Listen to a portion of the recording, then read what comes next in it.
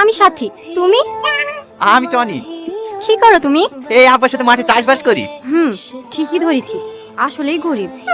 Shopping করার লাগে, cinema দেখার লাগে বড় লোক বয়ফ্রেন্ড তো আছে, এটাকেও হাত পাশ রেখে দিই। ফোনে রিচার্জটা তো করে নেওয়া হবে। হ্যাঁ, আমাকে তুই ফোনে রিচার্জ করে নিবা? কই না তো, কে বললো তোমাকে? এই আবার শুরু করে দিয়েছি। না রে, ও এখন মনে মনে বললো ওর বড় লোক বয়ফ্রেন্ড আছে, আমাকে হাত পাশে রাখবে। এই খাসি আবার মনের কথা শুনতে পায় নাকি? হ্যাঁ শুনতে পাই।